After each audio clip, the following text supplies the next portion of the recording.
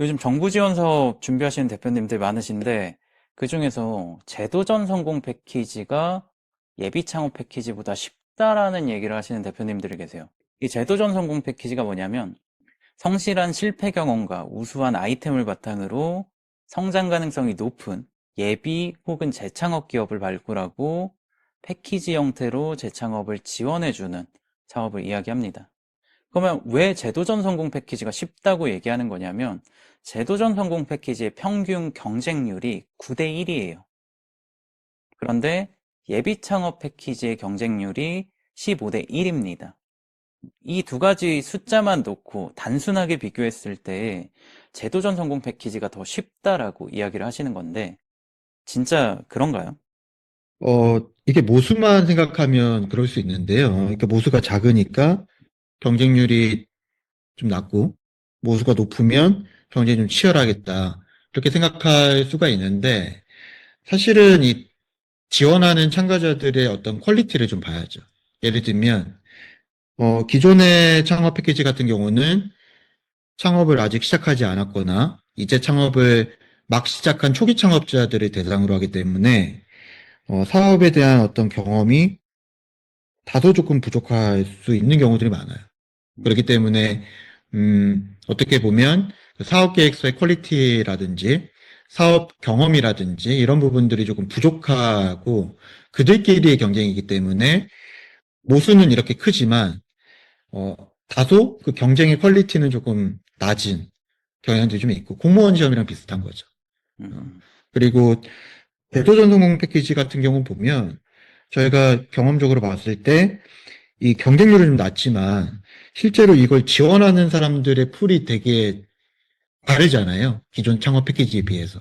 네. 사업 경험이 대부분 제도전이기 때문에 당연히 사업 경험이 많고 뭐 사업을 한 번이 아니라 두 번, 세 번, 그리고 뭐 5년, 6년 정말 오랜 기간 사업을 해왔었던 분들이 많기 때문에 어떻게 보면 뭐 사업 실패라고는 하지만 사업에 대한 경력자들이 지원을 해서 경쟁을 한다라고 보시면 되죠. 그래서 저는 제도전 성공 패키지가 더 사실은 어렵다라는 생각이 들어요.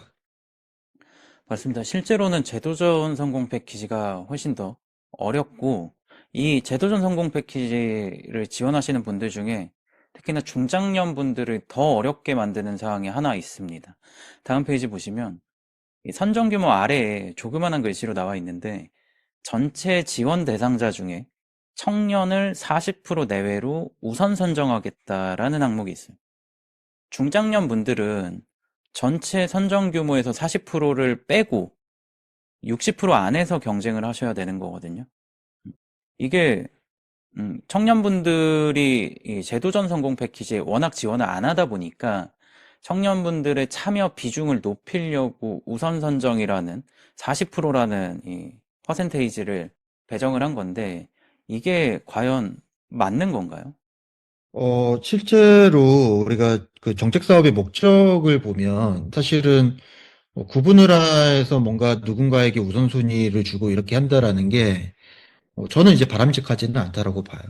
왜냐하면 우리가 이제 제도전 재창업 같은 경우는 기본적으로 사업에 대한 뭐 실패라고 할지라도 경험을 갖고 있는 사업자들을 대상으로 하기 때문에 그 사업에 대한 경험이 길 수도 있고 짧을 수도 있는 거거든요. 근데 어떻게 보면 사업에 대한 경험이 길수록 재창업이나 재도전의 목적에 저는 더 반한다고 생각을 하거든요. 그거에 맞춰서 진행을 해야 되는데 청년이라고 하면은 다소 뭐 물리적으로 어떻게 보면은 중장년층에 비해서는 사업 경험이 물리적으로 짧을 수밖에 없잖아요. 시간적으로. 그렇죠. 그래서 사실은 청년이 아니라 저는 중장년층을 더 우대해야 될 것 같은데 그게 좀 반대로 되어 있고 또 청년이라 할지라도 뭐 사업에 대한 경력은 좀 짧지만 사업에 대한 실패를 경험하면서 어떤 중요한 인사이트를 얻었거나 그 이후에 더 좋은 사업 계획을 제시한다 그러면 저는 그것도 또 바람직하다고 보거든요. 그래서 사실 이런 부분들을 둔다라는 게 이러한 어떤 재창업을 지원하는 데 있어서 좀 고개를 좀 갸웃하게 하는 그런 부분이 좀 있는데 현실은 어쨌든 중장년층한테 불리한 건 맞는 것 같아요. 음, 그래서 우선순위 40%에서 좀 밀리는 거고, 나머지 60% 안에서 청년들과 이제 경쟁해야 되는 건데, 그렇기 때문에 이 제도전 창업 지원 사업에 대해서 우리가 조금 더 고민해보고 전략적으로 접근해야 되지 않나라는 생각을 합니다. 음. 맞습니다. 이 제도전 성공 패키지가 그렇잖아도 어려웠는데, 이번에 이제 청년 40% 내외 우선 선정이라는 것 때문에 중장년 대표님들의 경우에는 한 번 더 어려워지셨고, 또 이 제도전 성공 패키지가 어려운 이유가 하나 더 있습니다.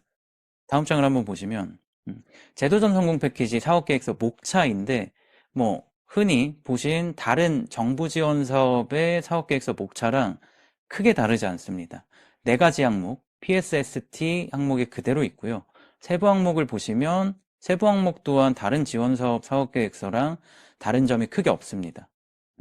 굉장히 많은 항목들이 있는데 그럼에도 불구하고 이번 제도전 성공 패키지 사업계획서는 목차를 제외하고는 7페이지 이내로 작성하라고 나와 있어요.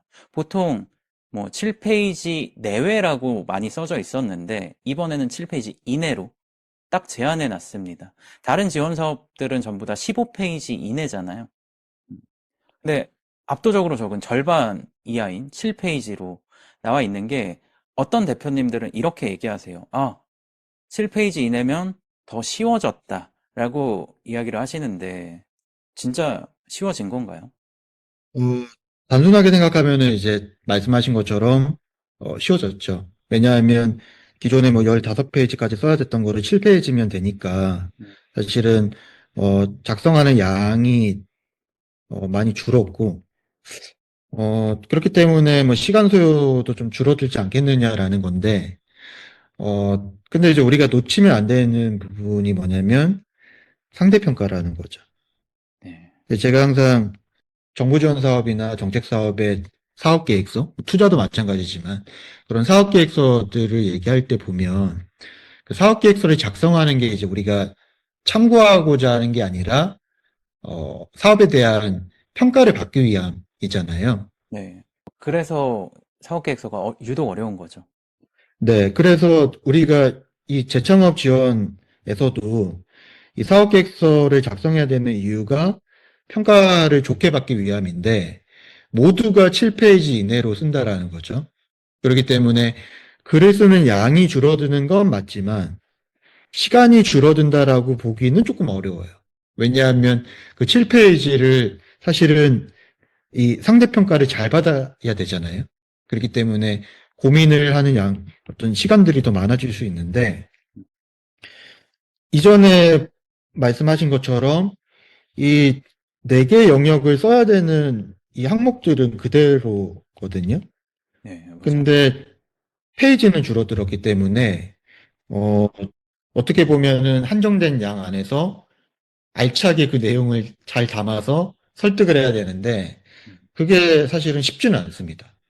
이게 뭐 문서 잘 쓰는 사람 알겠지만 50장, 100장 쓰는 게 사실 어려워 보이지만 이거는 어렵지 않거든요. 쭉 맞습니다. 쓰면 되기 때문에 네, 이 서사를 다 담으면 되기 때문에 어렵진 않아요. 차라리 시간이 오래 걸릴 뿐이지. 근데 이거를 10장으로 써라, 한 장으로 줄여라라고 한다면 와, 이거는 굉장히 어려워요. 왜냐하면 이 핵심적인 내용들을 다 다뤄야 되기 때문에. 그래서 이것도 마찬가지로 7페이지인데 첫 페이지를 보면 어, 문제 인식이 있고 폐업한 이유, 개선 방안, 그리고 재창업에 대한 어떤 현황의 필요성이라고 되어 있거든요. 이 결국엔 내가 실패한 이유로부터 뭔가 가능성을 찾아내고 기회를 보는 거기 때문에 어, 되게 중요한 페이지고 작성이 쉽진 않아요. 쭉 그냥 내가 해왔었던 일을 쓰기에는 설득력이 좀 부족하기 때문에 어떤 내용을 뭐 내가 뭐 3년 동안, 1년 동안 사업한 내용 중에서도 어떤 내용을 다룰지를 굉장히 고민해서 써야 되는 거죠. 그래서 이게 이제 한 장. 두 번째 장이 이제 실현 가능성인데 실현 가능성도 이제 아이템 준비 현황 그리고 아이템의 실현 및 구체화 방안이고 그래서 이것도 이제 한 장이에요. 그리고 세 번째 장이 성장 전략이고 비즈니스 모델 그리고 사업화 추진 전략. 사실 이게 가장 많은 내용들이 들어가잖아요. 네, 그쵸. 이 성장 전략이라는 게 결국 사업화 계획을 작성하는 부분이기 때문에 이 계획을 조금 더 많이 보여주는 게, 세부적으로 보여주는 게 중요하지만, 여기 제도전 성공 패키지에서는 페이퍼 양이 충분하지 않으니까, 한정되어 있으니까, 얼마나 더 함축적으로 핵심만 설득력 있게 보여주느냐가 관건이겠죠. 네. 그래서 여기도 보면 비즈니스 모델은 반 페이지 정도가 되지만 사업화 추진 전략 같은 경우는 사실은 뭐 마케팅도 들어가야 되고 어떻게 보면 세일즈도 들어가야 되고 심지어 이제 자금 전략 같은 것들도 들어가야 되거든요. 그쵸. 그래서 이게 뭐 이 반쪽으로 끝날 수가 없어요. 그래서 여기는 아마 한 두 페이지, 세 페이지 정도를 작성할 수 있다고 보면 어 벌써 지금 보면은 첫 페이지 하나, 두 개, 세 개, 네 개, 한 네다섯 페이지 정도가 되거든요. 그리고 뒤에 보면 이제 자금 운용 계획. 결국에는 실제 지원 이거는 이제 전체 우리가 펀딩을 어떻게 하고 하는 그런 내용은 아니고 어, 여기서 지원해주는 패키지 지원 자금을 가지고 무엇을 할 것인지에 대한 내용을 쓰는 거기 때문에 네. 이것도 이제 한 장.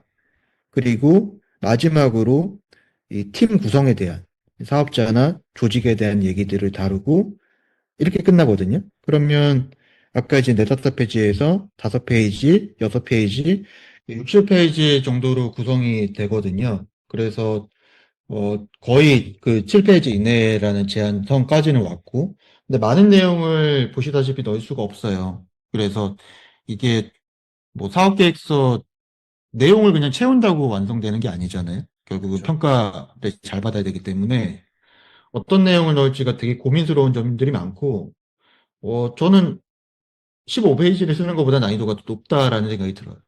굉장히 좀 어렵고 까다롭다라는 생각들이 좀 들고요. 저는 여기서 좀 하나 마지막으로 더 드리고 싶은 말씀은 제도전 창업 패키지에서 굉장히 중요한 점 중에 하나는 뭐냐면 경험에 대한 부분입니다. 이게 이제 평가 지표를 보면 네. 폐업 원인에 대한 분석, 그리고 제도전 창업 아이템에 대한 배경이나 필요성을 얘기하고 있거든요. 네. 그래서 재도전이라는 의미가 이미 사업을 했는데 그게 잘 안 됐고 새로 도전을 하는 거기 때문에 사실은 사업에 대한 어떤 경험을 얼마나 잘 설득력 있게 표현하느냐가 굉장히 중요하다라는 생각이 들어요.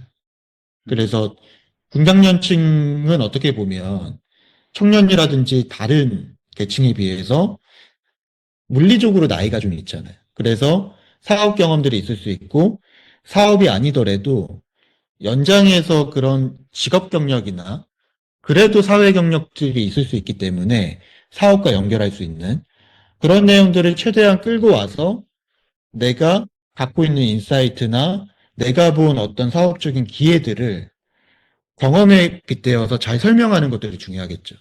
이게 실제로 이 평가 지표에서 배점들을 보게 되면은 얘기하신 것처럼 문제인식 부분에서 서류 배점이 최고점 35점이 나와 있습니다. 예비 창업 패키지나 초기 창업 패키지에 한 20% 이상을 차지하고 있는 팀 구성과는 대비되게 문제인식의 비중이 상당히 높거든요. 근데 또 문제인식에서 세부 항목을 들어가 보면 폐업 원인이 무엇인지, 그러니까 앞으로는 이 폐업 원인을 기반으로 해서 얼마나 더 보완해서 사업을 하실 수 있는지라는 항목들을 좀 많이 봅니다. 그러다 보니까 이 문제인식을 특히나 신경 써서 진행할 필요가 있을 것 같아요. 아마 고민을 많이 하셔야 되는 사업 같아요. 왜냐하면 그냥 기본적으로 내가 뭘 했고, 어떤 것들을 느꼈다라고 하기에는 객관적인 부분들이 조금 다소 미흡하기 때문에 누가 봐도 이 사람이 굉장히 실패는 했지만 과정에서 굉장히 좋은 것들을 많이 알게 됐고 그런 것들을 준비해서 이번에는 조금 더, 좀 더 나은 어떤 도전을 하는구나라는 것들을 설득해야 되기 때문에 그런 부분들은 좀 진지하게 생각하고 전략적으로 좀 접근하는 게 필요하지 않나라고 생각이 드네요. 제도전 성공 패키지를 중장년, 그리고 준비하시는 모든 분들이 어떻게 좀 접근을 해야 되는지 이야기를 다뤄봤는데, 이번 제도전 성공 패키지는 특히나 중장년 분들에게 더 어려운 지원 사업이 되실 수 있어요. 그렇기 때문에 이 7페이지라는 한정되어 있는 사업 계획서를 어떻게 더 강조해서 전략적으로 쓰실 건지 이런 것들을 좀 다시 한번 고민을 해보시면 좋을 것 같고, 다음에는 또 중요한 얘기들을 다뤄보도록 하겠습니다.